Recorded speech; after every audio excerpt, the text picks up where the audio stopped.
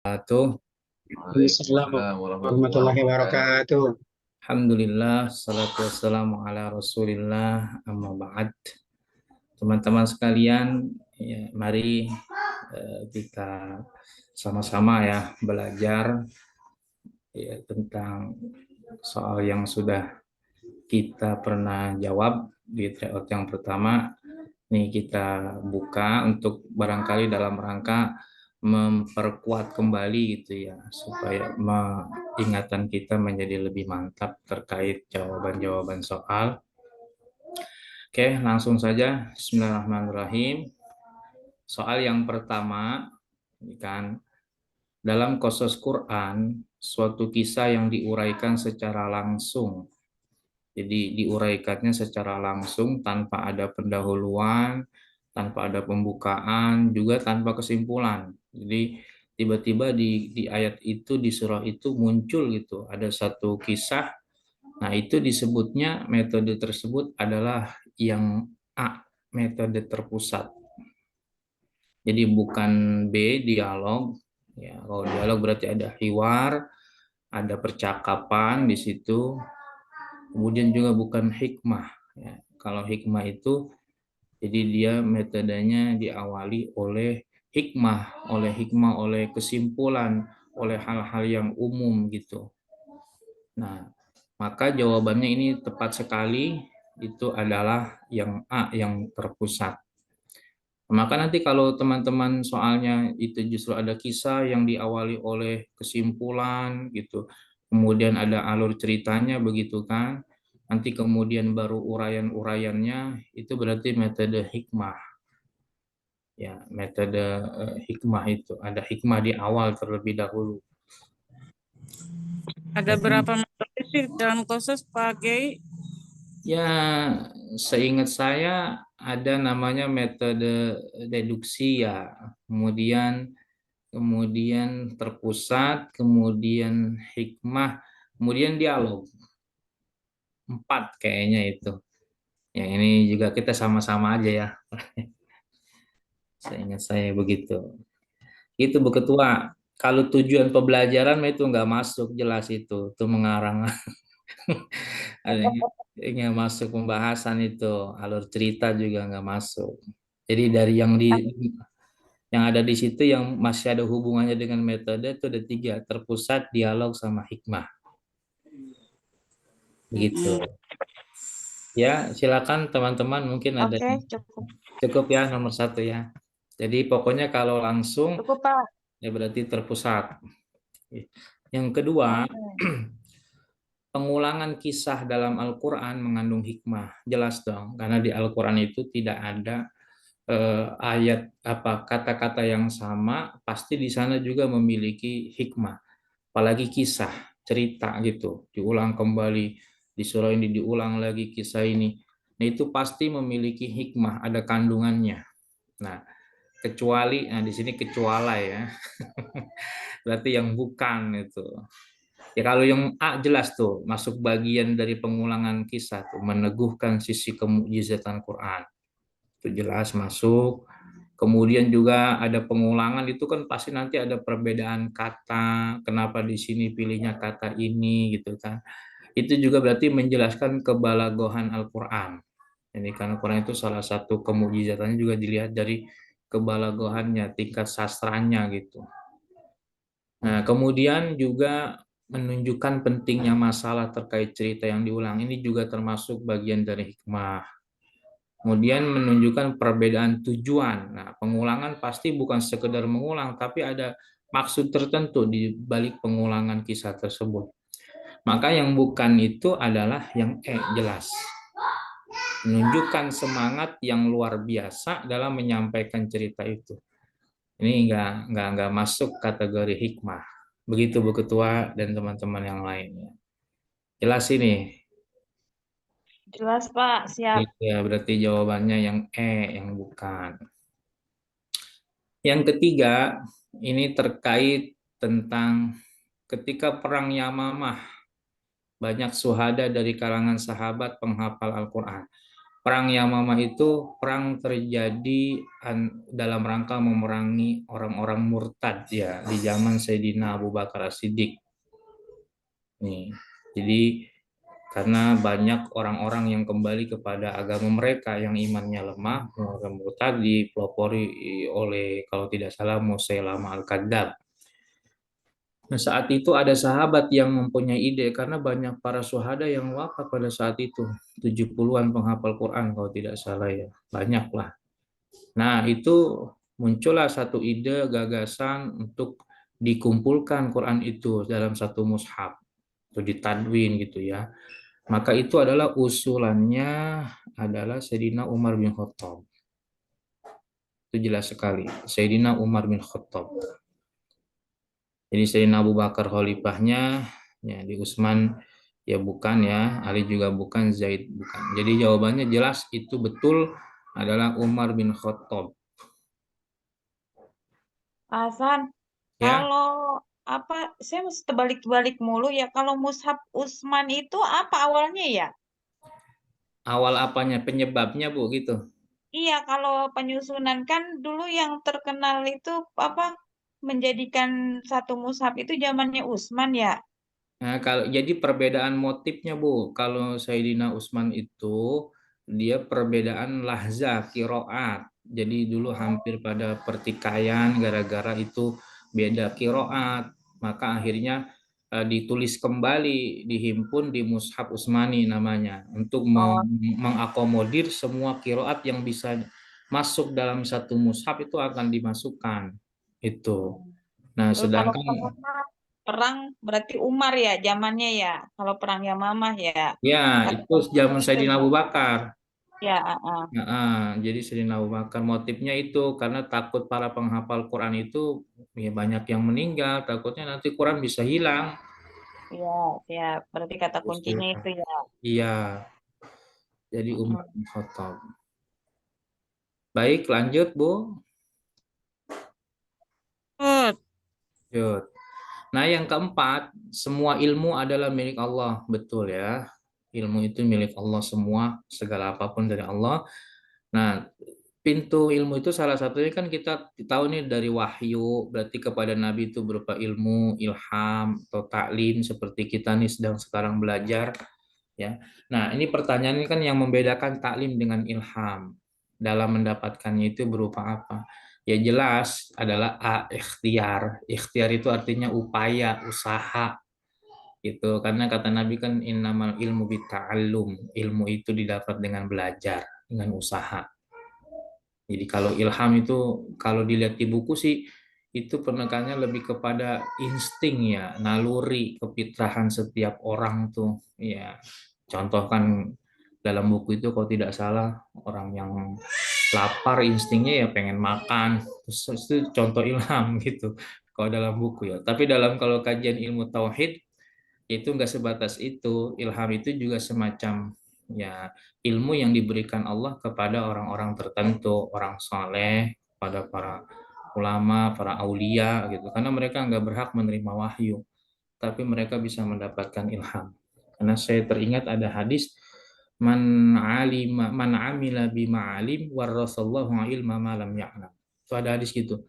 Siapa orang yang mengamalkan satu ilmu, Allah akan berikan ilmu yang belum dia tahu. Nah, itu diterangkan oleh ulama itu berarti adalah ilham itu. Jadi memang ada ilmu yang diberikan Allah itu ya bahasa kitanya mungkin ada istilah ilmu laduni gitu ya. Nah, begitu. Yang mungkin prosesnya itu bukan sebatas belajar aja, memang di luar belajar itu ada gitu. Men itu ya hal yang jarang lah gitu hanya orang-orang tertentu. Jadi ini terkait belajar jelas sekali yaitu ikhtiar ya. Ikhtiar itu usaha, ada usaha. Itu jawabannya betul itu adalah A. Bukan ikhlas ya, ikhlas ya. Sabar, syukur, ridho ini mah sifat semua ya. Kalau ikhtiar itu usaha, upaya. Baik, itu ada komentar mungkin dari teman-teman. Lanjut, Pak. Lanjut. Jadi sudah mantap tuh ya nomor 1, 2, 3, 4 ya. Iya, insya Insya Allah. Allah. Insya Allah. Baik, kita lanjut. Nomor 5. Al-Quran diturunkan dalam dua tahap. Yakni tahap pertama diturunkan sekaligus dan kedua berangsur-angsur. Diturunkan sekaligus satu Quran lengkap diterima oleh malaikat Jibril nah itu kan diterimanya ya oleh malaikat Jibril. Jadi kan ada istilah ini yang sangat kita membuat mungkin nanti agak bingung nih dua, Baitul Izzah dengan Baitul Ma'mur. Ya Kalau betul. kalau Baitul Ma'mur itu dia posisinya berada di langit ketujuh, peristiwa Isra Mi'raj tuh. Kalau tidak salah, di situ kan ketemu Nabi dengan ini banyak itu. Nah, itu Baitul Ma'mur terkait peristiwa Isra dan Mi'raj tuh. Tapi kalau turunnya Quran sekaligus itu mampirnya transitnya itu ke Baitul Izzah.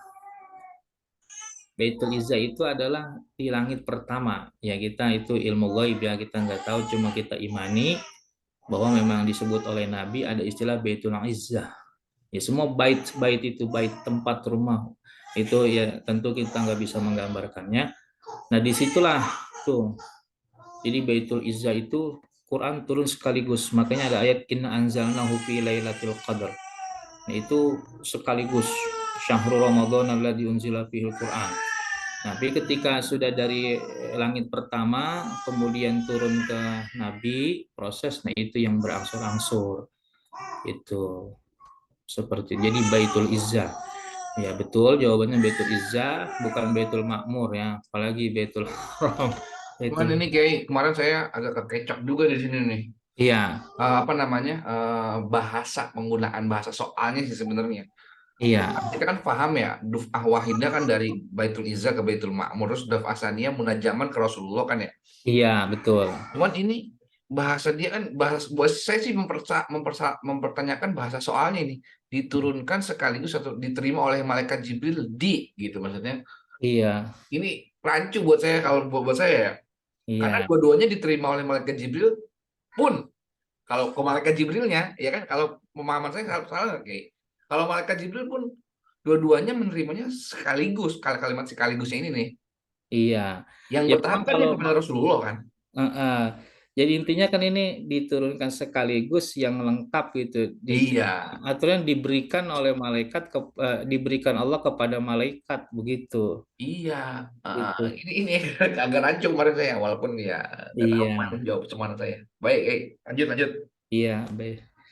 Intinya jangan Baitul Makmur ya, pokoknya Baitul Izzah aja kalau Quran turunnya ada gitu.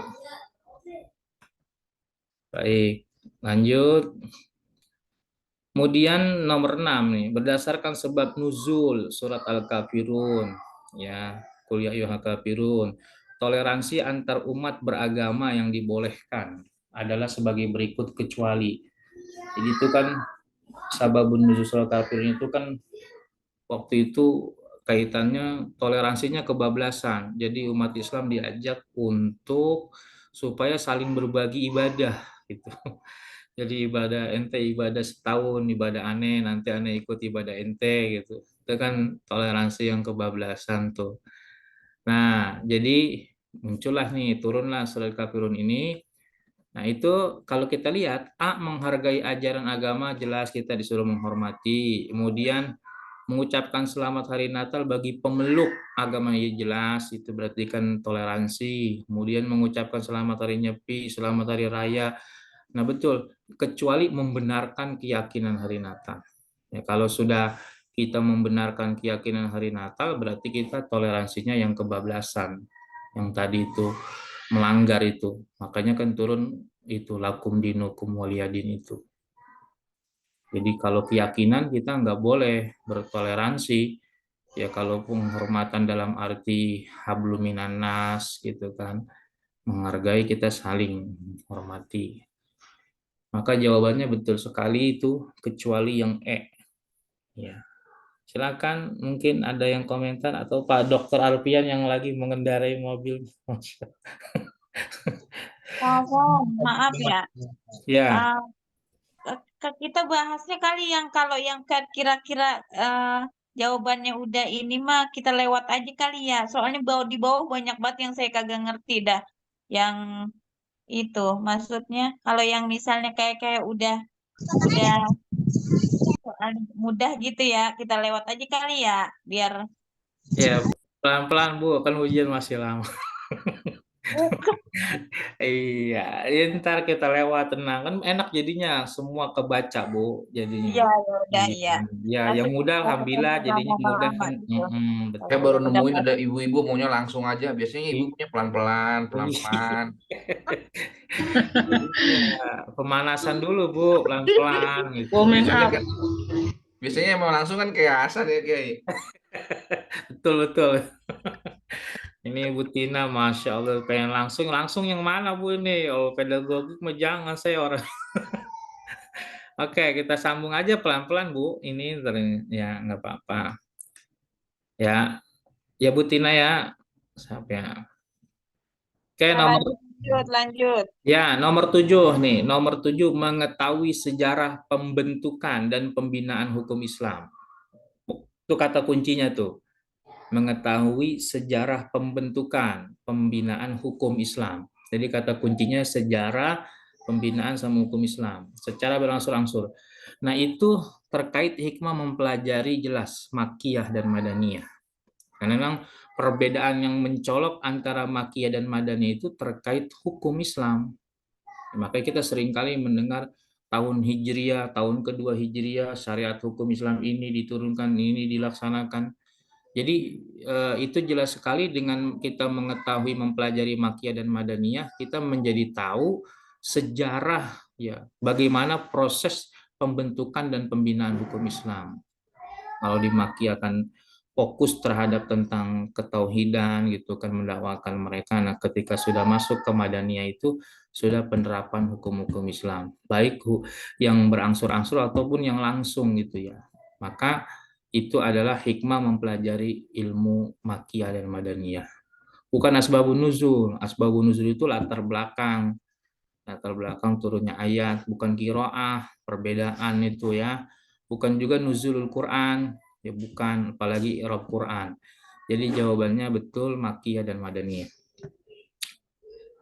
Lanjut nomor 8 ya. Merujuk pada kisah Mu'ad bin Jabal ketika hendak diutus Rasulullah ke kota Yaman. Ya, ini sangat familiar ya, sangat masyhur. Nabi pernah bertanya langsung gitu kepada Sayyidina Mu'ad ketika hendak diutus di Yaman.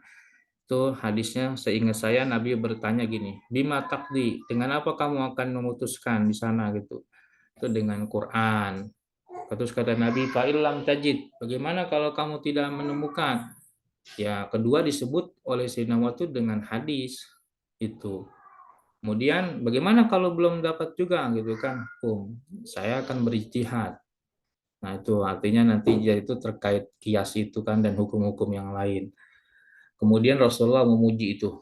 Alhamdulillahilladzi waffaqa Rasulillah. Segala puji bagi Allah dan seterusnya. Maka dari situ jelas sekali bahwa kedudukan hadis Nabi itu dalam hukum Islam adalah sumber hukum kedua. Itu jelas sumber hukum Islam kedua.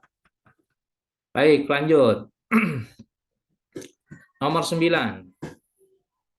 Ada ya ayat ya, wa ma atakumur rasulu fakhudu wa manahakum anhu fantahu. Apa yang datang oleh Nabi itu ambil gitu. Apa yang dilarang jauhkan. Nah, ini potongan ayat ini merupakan keujahan hadis dalam syariat Islam itu bersifat apa gitu ini. Ini bersifat mubah, kemudian syak, mubham atau muskil. Ini jawabannya mutlak. Jadinya artinya mutlak tanpa terkecuali. Pokoknya keujahan hadis itu benar-benar harus dijadikan hujah mutlak. Jadi wa ma atakumur rasul fakhudhu itu mutlak gitu ya. Bukan mubah. Mubah mah berarti boleh jadiin hujah boleh tidak. Syak kita ragu. Mubham belum jelas. Muskil itu ayat-ayat yang memiliki makna yang barangkali masih belum jelas dan juga banyak makna. Seperti itu. Jadi jawabannya jelas adalah mutlak. Kata Baik. kuncinya mana Pak Hasan untuk itu ya? Oh, kata kunci mutlak jawabannya itu tadi wa Ya ma membedakannya rasul. gitu maksudnya. Iya. Pokoknya itu kan ada diterjemahkan dulu ayat itu. Apa yang datang dari Nabi ambil. Itu kan Pakudu berarti ya. iya Pakudu ya. fakhudhu. Fakhudhu. Itu berarti kan mutlak, nggak ada timbang pilihnya. Pokoknya ambil. Harus ya. Pokoknya Iya. ambil langsung. Mutlak itu namanya berarti tanpa terkecuali. Oke, iya. Berarti kata kuncinya itu ya, Ya, fakhudhu ya. Nggak boleh iya. pilih ya. Pokoknya ambil. Baik. Ada lagi? Lanjut. Nomor 10, fungsi hadis terhadap Al-Quran yang berfungsi untuk membuat hukum yang belum tertera. Ini nggak jelas nih. Ini jawabannya betul tapi bukan jawaban. Jadi ini kan kita tahu fungsi hadis itu adalah yang pertama kan bayan at-takrir untuk menguatkan, menetapkan hukum yang udah ada di Quran, itu hadis. Kemudian ada yang kedua namanya bayan at-tafsir, fungsinya merinci, menerangkan, apa namanya, pokoknya merinci ayat yang umum. Kemudian yang ketiga adalah bayan at-tasyri'. Nah, ini yang jawabannya harus ini at-tasyri' itu D itu maksudnya bayan at-tasyri' itu nanti dibetulin tuh teman-teman ya. Karena itu jawabannya tafsir tafsir tafsir tafsir semua. Jadi itu yang betul bayan at-tasyri'. Jawabannya nih nomor 10. Nanti jawabannya Tafsir itu berarti yang belum ada ya, Pak? tafsir itu iya membuat hukum yang belum tertera dalam Quran. Jadi independen. Jadi hadis itu juga sebagai hukum yang nggak ada di Quran. Makanya tadi kan kata Nabi kalau tidak ada hukum di Quran jadi hadis. Iya. Itu tasri. Contohnya itu loh Bu, seperti kayak zakat fitrah itu contoh itu bayan tasri itu. Tidak ada di Quran tentang zakat fitrah. Makanya Rasulullah bilang para Rasulullah SAW zakat al-fitri so'an min dan seterusnya. Maka disebut dengan bayan at-tasyri. Ada bayan an-naskh terakhir tuh bayan an-naskh untuk menghapus hukum di Quran. Hukumnya ya, menghapus hukumnya. Seperti tentang ayat wasiat itu. Wasiat kan nggak boleh kepada ahli waris. Kemudian diperjelas oleh Nabi la wasiat ahli waris. Itu namanya bayan an-naskh. Tidak ada wasiat bagi ahli waris. Di Quran itu boleh berwasiat kepada ahli waris. Yang kutiba alaikum idza hadara ahadukumul maut itu intaraka khairanil wasiyatu dan seterusnya. Nah, maka itu jawabannya adalah bayan at-tasyri'. Yang D itu tasyri' gitu ya. Ya, ada komentar?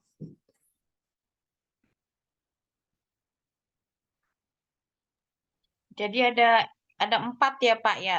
Iya. Tafsir, takrir, tasrih sama nas tadi ya, Pak. Iya, misalkan saya ganti soalnya begini, Bu. Fungsi hadis terhadap Quran yang berfungsi menjelaskan hukum yang umum dalam Quran. Itu jawabannya apa, Bu, berarti? Tafsir. Iya, begitu. Kalau fungsi hadis ini adalah memperkuat posisi hukum yang sudah ada di Quran. Takrir. Takrir. Fungsi ini menghapus hukum yang ada di Quran, berarti nas. Nas.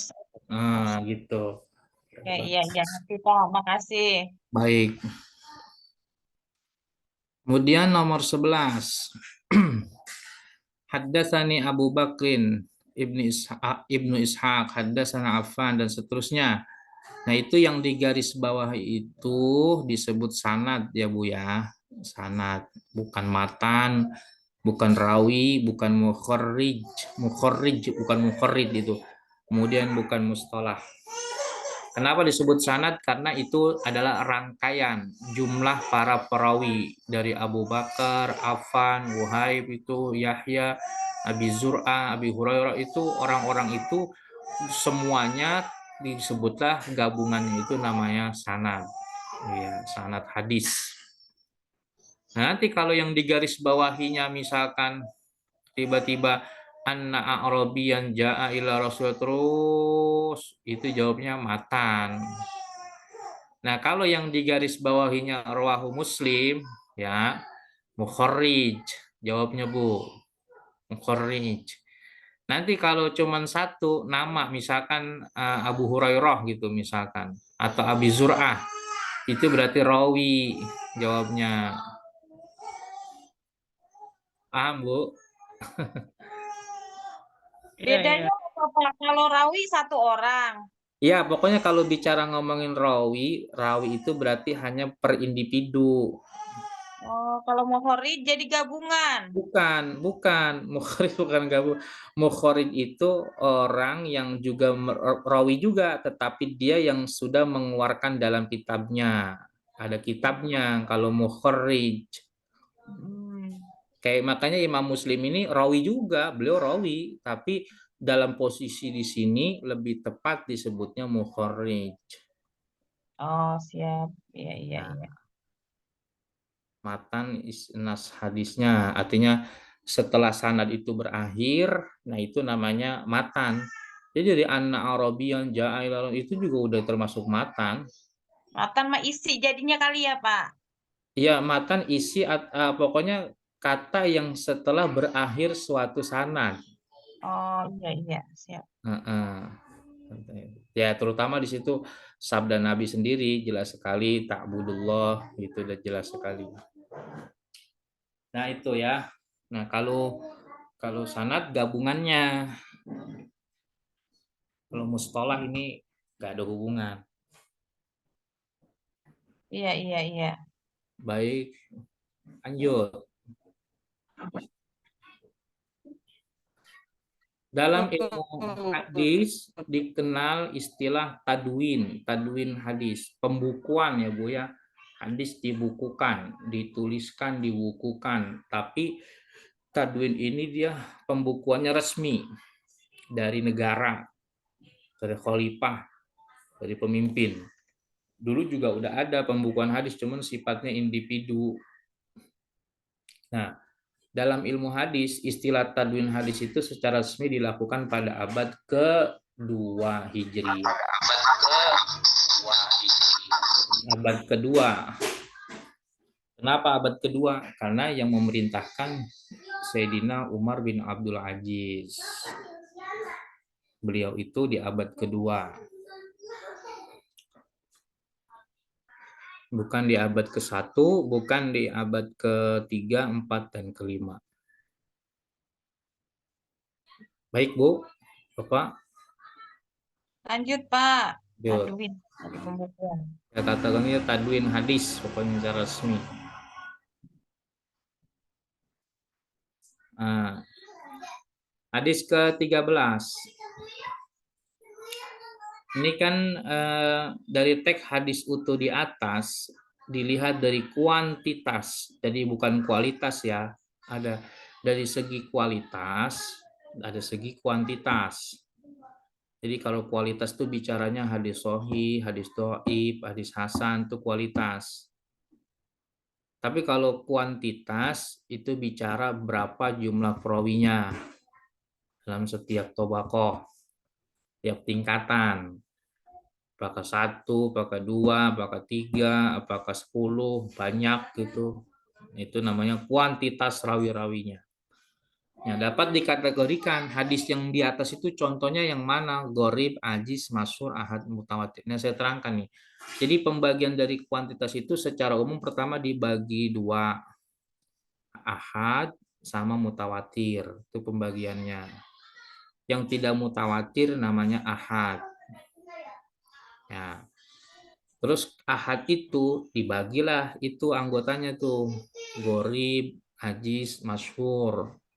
Itu dia cabang dari ahad. Nah, di dalam contoh hadis tersebut ini innallaha la yaqbidul ilma intiza'an yantazi minal ibad itu dan seterusnya, itu dia masuknya kategori hadis masyhur. Kalau teman-teman buka di bukunya itu apalagi di kitab hadis diterangkan hadis ini dihukumi hadis masyhur. Masyhur bukan masyhur terkenal begitu, bukan makna secara bahas. Masyhur karena disebutkan di antara alasannya contoh saja sahabat nabinya itu hadis ini disampaikan oleh 3 sahabat nabi. Kemudian juga bukan hanya sahabat nabi, kemudian generasi generasi berikutnya kayak di situ tuh disebut tadi Hisham kan ada Jarir dari Hisham, terus ada Malik dari Hisham gitu kan, ada Ismail bin itu. Jadi 3 orang yang berbeda itu dalam setiap tingkatan minimal 3 ya 3. Cuma nanti kalau tingkatan berikutnya ada yang 4, ada yang 5. Kalau ada yang 3 berarti itu masyhur. Ngitungnya pokoknya kalau 3 minimal gitu, berarti itu masyhur. Nah, hadis ini itu dia hadis masyhur. Kalau niat dari redaksinya kita bisa lihat tuh, Haddasana Ismail. Misalkan Imam Bukhari bilang Haddasana Ismail, berarti dari Ismail. Terus juga beliau juga mengatakan Haddasani Malik. Tuh, beda orang lagi tuh. Kemudian di bawah ada Haddasana Abbas qala al itu kan. Kemudian Haddasana itu menunjukkan berarti hadis ini tidak satu jalur, tidak dua jalur, ada 3 jalur. Berarti hadisnya dihukumi masyhur. Pokoknya kalau hadis tentang innallaha la yaqbidul ilma keluar jawabnya pokoknya masyhur aja gitunya. Jawabnya masyhur aja.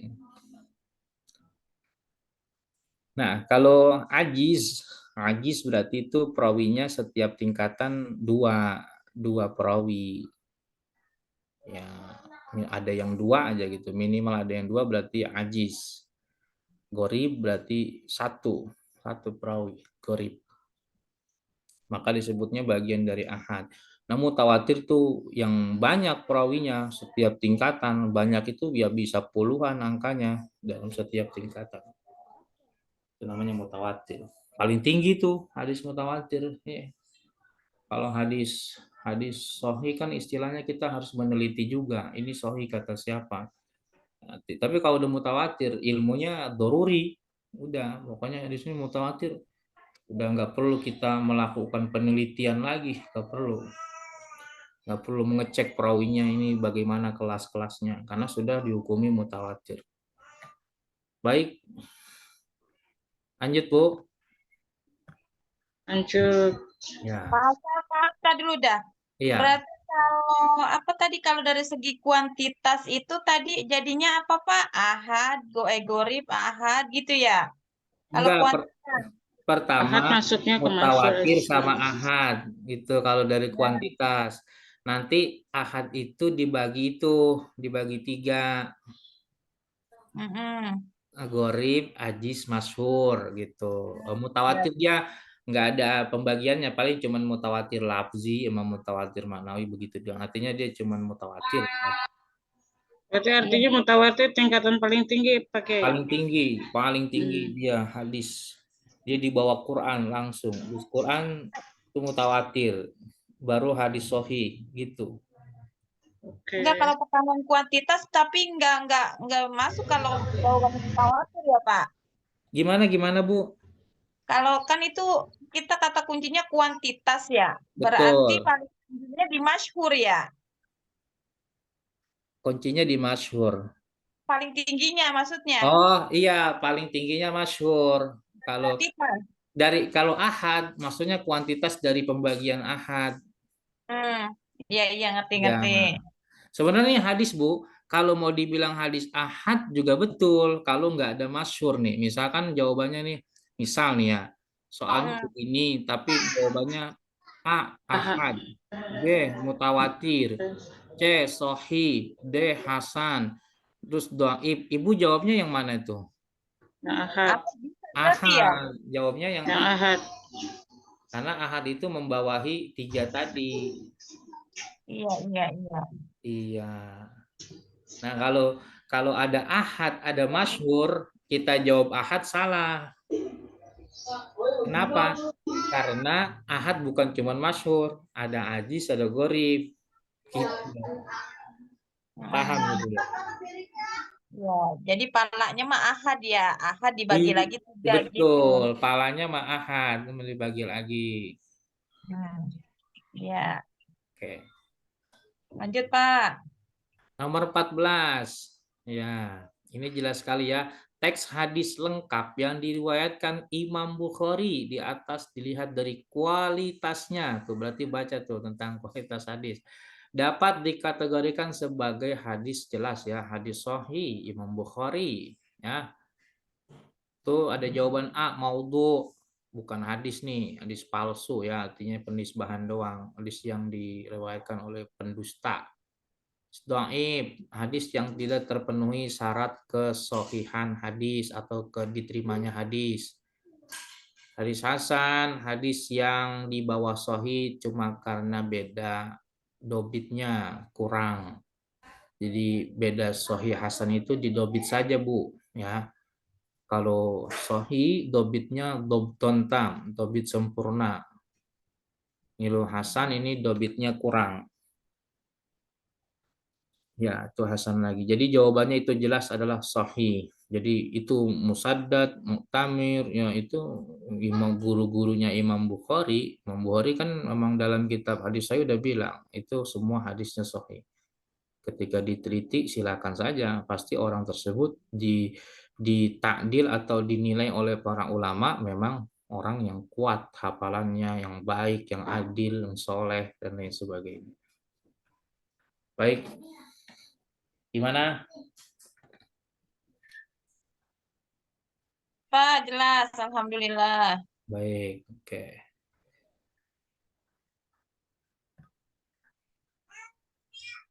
Kemudian nomor 15. Penelusuran kembali hadis-hadis yang terdapat di dalam berbagai kitab yang tidak memakai sanad dikenal dengan istilah mentakhrij. Hal ini penting dilakukan dengan tujuan untuk mengetahui hal-hal sebagai berikut. Jadi ini tentang bab takhrij ya Bu ya. Takhrij tahu kan artinya? Takhrij itu adalah mengembalikan atau mencari sumber keaslian hadis ini berada di mana dia. Jadi kan kita kalau baca kitab nih, baca buku, baca apa, tahu-tahu ada hadis, misalkan nggak ada keterangannya lagi gitu. Nah itu proses untuk mengembalikan, mencari sumber keaslian hadis ini di mana, itu namanya takhrij. Jadi nanti di situ ketahuan, oh hadis ini ada di kitab ini, dihukuminya begini, iya perawinya ini, banyak manfaatnya kalau kita buka bab takhrij. Nah, maka itu manfaatnya jelas tuh. Pertama, mengetahui status hadis betul. Itu. Sumber asli hadis betul. Eksistensi hadis betul. Diterima atau ditolaknya betul. Nah, yang bukan ini. Memudahkan pemanfaatan hadis. Apa maksudnya memudahkan pemanfaatan? Ini enggak masuk jawaban. Ya, gimana ada komentar?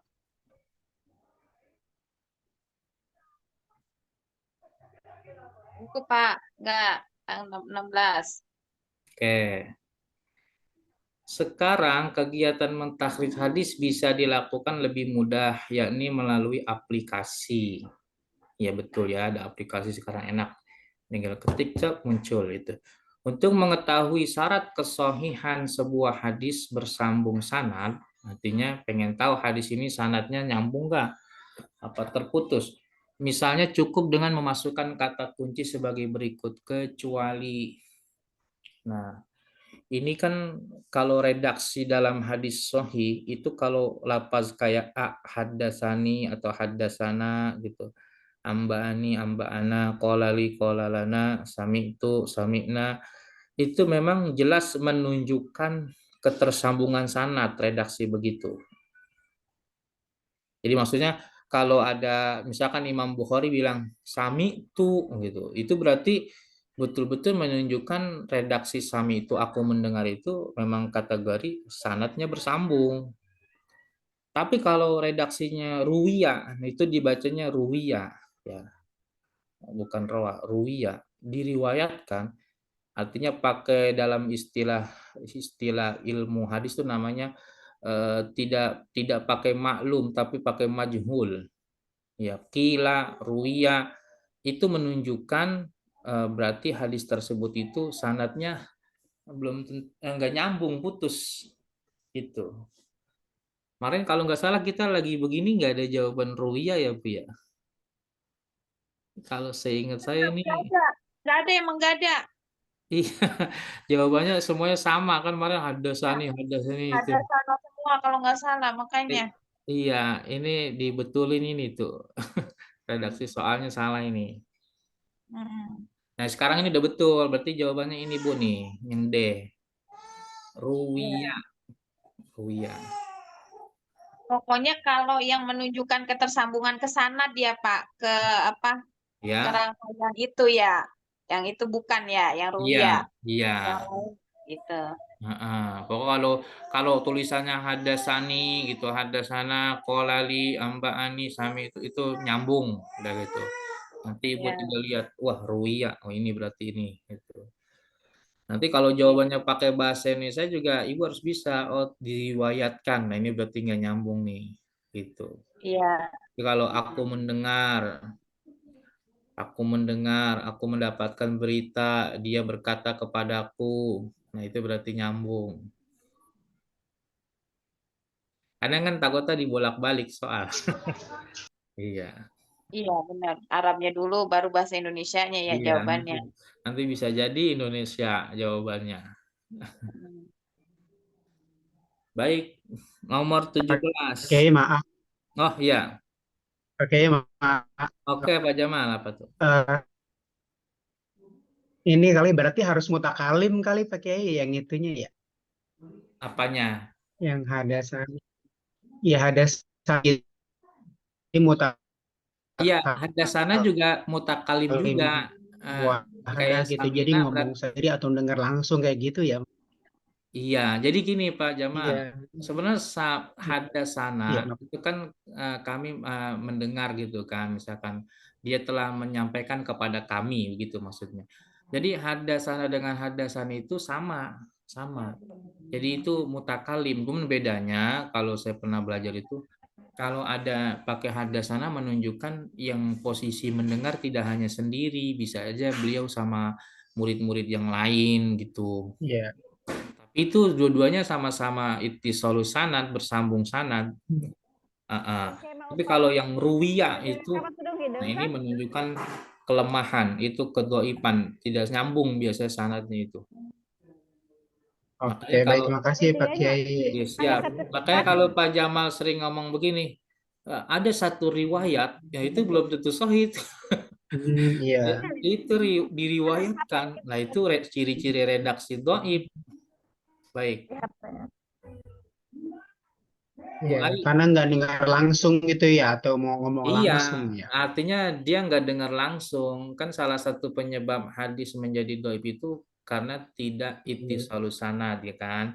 Berarti dia nggak langsung dengarnya dari orang lain, misalkan, gitu. Dan bukan, iya gitu. iya. Karena baik, baik, baik. Kemudian nomor 17, proses pemberian. Ini kita sampai sebentar lagi kali ya, dikit lagi ya. Ini udah jam 11 nih. Kita istirahat dulu, teman-teman. Iya. Ini, Sampai 20 kali ya Pak, tanggung biar biar besok ingat. oh baik, baik Bu. Oke. Iya, orang tengah foto. Baik, proses pemberian dan penerimaan Orang sebuah dekat aja hadis saya ngecek ngelogin saya. dikenal dengan Alamat istilah login. tahammul wal ada. Itu Hah? bukan tammul ya, tahammul wal ada. Jadi Ingin kalau tahammul berarti itu dia menerima hadis nih. Perhatiin teman-teman. Kalau ada berarti dia menyampaikan hadis ke muridnya. Kalau tahammul dia mendapatkan hadis dari gurunya. Nah, berikut nih, ini yang saya sampai sekarang ini saya termasuk yang menyalahkan jawaban ini, teman-teman. Nih, makanya di sini lihat, perhatikan. Berikut ini adalah syarat sah seseorang untuk menerima, kata kuncinya itu tuh. Untuk menerima periwayatan sebuah hadis itu kan betul kalau Islam syaratnya betul, dobit betul, adalah betul. Nah, tinggal kita ke balik. situ Bu. Ya. Nah, saya pilihnya juga balik ya, kecuali balik ya. Iya. Nah, harusnya jawabannya itu balik, kecuali balik. Karena kalau tamyiz itu boleh untuk Iya, meriwayatkan. Dia masih kecil dengar gitu. Nanti pas dia sudah balik, dia menyampaikan. Nah, itu benar. Nah, jawaban 17 ini tapi yang betul itu tamyiz, bukan balik. Kalau balik itu syarat untuk ada Tapi kalau tahammul itu cukup itu tamyiz. Nah, ini kan kecuali kan? Kecuali. Kali. Nah, itu teman-teman. Pak Hasan, coba dah itu artiin dobit apa adalah apa Oh gitu dah. iya. Dobit itu artinya daya ingat, intelijensinya, daya tangkapnya. Daya tangkap tinggi. Nah, dobit itu ada dua. Ada dobit kitab, berarti dia tulisannya rapi, bisa menjaga tulisan. Terus kalau dobit sodar itu daya tangkap hafalannya kuat. Nah, itu makanya Imam Bukhari itu hadisnya itu kenapa sahih-sahih, karena perawinya dobit-dobit. Jadi dobit itu pokoknya hafalan, yang gampangnya gitu aja. Hafalannya kuat, nggak mudah lupa. Kemudian kalau adalah itu adalah terkait sikapnya, kebaikannya, kesolehan, ketakwaan itu. Adil ya. Ya, itu namanya adalah adil, orangnya baik, orangnya bertakwa, tidak fasik gitu. Ke akhlak berarti ya, Pak. Akhlak, iya, betul. Akhlak juga masuk di situ. Nah, kalau balik jelas ya udah ketahuan. Tamyiz kan umur sebelum balik. Baik itu, Bu. Gimana? Iya, jelas, Pak. Berarti Lanjut. jawabannya kita ngikutin ini aja, Pak. Kalau ada soal kayak gini ya, tamyiz ya. Iya, mudah-mudahan takutnya dibetulin juga di sananya, enggak takutnya udah diralat gitu. Boleh nanti buat catatan ini nih kalau kita lagi apa itu Bu? Misalkan nanti ada Zoom atau apa gitu dengan ini Koreksi ya, Pak. Buat iya, koreksi ya. iya untuk mengkoreksi ini apakah betul jawaban ini gitu. Ya, Nah, mencatatan ini tolong diingat nomor 17 tuh. Oke, dikit lagi kemudian nomor 18. Bagian teks Mohon hadis. izin Yai. Nomor Oh, 17 Yai. ya ya siap. Malik sama tamyiz ini sering membingungkan Yai. Artinya seorang yang tamyiz, seseorang yang eh jadi tamyiz itu bukan menjadi syarat berarti ya. Dia maksudnya Jadi kan di sini kan syarat seorang sah kecuali berarti tamyiz bukan syarat ya. harusnya jawabannya apa? Iya betul jawabannya tamyiz ya. Enggak, jawabannya kan tamyiz itu berarti kecuali ya. Enggak, kalau di dalam kitab itu tamyiz syaratnya. Nah, di sini salah berarti di sini. Iya. Oh, makanya Jadi saya dari kamar mandi baru gabung. Berarti harusnya salah nih ya. iya, harusnya jawabannya itu Iya. di sini. Harusnya jawabannya balik ya. Balik. Kecuali balik. Kalau ada ini kan menerima periwayatan bukan menyampaikan periwayatan. Iya. Nah, Makanya saya baru gabung ini tadi dari kamar mandi. siap Pak Oh, Ahmad. jadi ini salah nih ya. Salah. Iya, saya sepakat kalau ini salah, kalau ini bener lah. Masa orang nggak tamyiz boleh. Baik, Iya. baik. Lanjut deh. Baik. Nomor 18. Bagian teks hadis yang bukan merupakan sigat tahammul wal ada. Ya, itu jelas tahaddatsana, tahammul ada ya. Barona, itu semua terus masuk kola. Tapi ketika berbunyi kanan nabiyyu. Nah, kanan nabiyyu padahal di sini contohnya hadisnya kemana ya? Nah, berarti kalau itu bukan termasuk daripada sigat tahammul wal ada, karena udah masuk kepada matan itu, Mak. Ya, kalau itu kan haddasana, sami itu, nah itu berarti adalah masih kaitannya sigat tahammul wal ada. Baik, gimana? Pak Iya. Hasan. Tadi apa tahammul itu dari itu ke gurunya gimana Pak tadi kata Kalau kuncinya? tahammul itu misalkan nih, misalkan ibu sama saya lah, ibu belajar sama saya misal. Ya, Nah, ibu itu sedang mendapat atau belajar hadis dari saya. Posisi ibu tuh berarti tahammul. Nah, iya. nanti ketika ibu menyampaikan hadis dari saya sebagai guru, terus ibu sampaikan kepada murid ibu berarti sebagai ada. Oh iya, berarti orang ketiga ya Pak ada. Di sononya tetap tahamul, ibunya yang ada. Jadi posisi ibu itu ke saya tahamul, ke Ya. murid ada. Oh iya iya. Ya, Ya. gitu. Jadi Mm-mm. kemana dulu nih misbahnya? Kalau kepada saya, berarti ibu Oh, tahamul. kalau kepada murid ada saya ya. Ada, iya. Ada itu kan artinya menunaikan, menyampaikan, memberikan, gitu. Ya. Jadi ada orang yang hanya berhenti di tataran tahammul. Nggak Ada bisa yang aja. belum. Iya. Iya. Heeh. Ada yang Begitu. boleh dan pantas untuk sampai ke tahapan ada kurang lebih gitu Betul. ya. Kak? Iya, begitu kira-kira lah. Ya. Kayak dulu kan maksudnya gini, ketika sahabat itu masih kecil, itu mereka pada belajar sama gurunya, belajar. Oh yo, dia tahammul terus itu. Tapi dia belum boleh itu, belum boleh kalau dalam istilah disiplin ilmu hadis dia untuk mempunyai guru dulu gitu. Nah, tapi nanti ketika dia sudah balik, nah barulah itu. Barulah itu resmi lah dianggap dia untuk boleh menyampaikan istilahnya ilmunya kepada muridnya. Makanya tadi itu yang nomor 17 salah itu begitu, enggak menjadi Ya. salah itu. Baik. Iya, kalau Jadi di rumah mah boleh aja ya Pak. Tamit juga ya. Iya, justru tamiz itu belajar memang harus anak-anak belajar dia. Belajar. Iya. Iya. Tamis itu usia menjelang balik, Bu. Usia 7 tahun tuh tamis. Mm-mm. Yang kan tamis itu artinya yumayizu, membedakan, sudah bisa bisa pakai baju sendiri, cebok sendiri. Itu nama tamis, tapi dia belum balik. Baik, sampai nomor 20 ya. Nomor Iya. 19, gibah. Gibah dalam ajaran Islam dilarang, ya ngomongin orang jelas itu dilarang ya, haram. Tapi dalam ilmu hadis dikenal ada cabang ilmu jarh wa ta'dil, ilmu tentang jelekin orang, bagusin orang nih Bu nih. Biar gampang aja bahasanya. Ilmu jelekin orang, bagus-bagusin orang. Ya. Itu yang membahas kebaikan maupun keburukan orang yang nama tercantum dalam sanad hadis. Hal ini dilakukan untuk memperoleh informasi yang benar.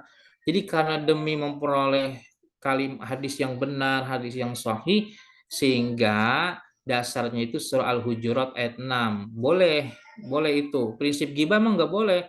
Itu kan ya ayyuhalladzina amanu in ja'akum fasiqun binaba'in fatabayyanu antusibu qauman bijahalatin fatusbihu ala ma fa'altum nadimin.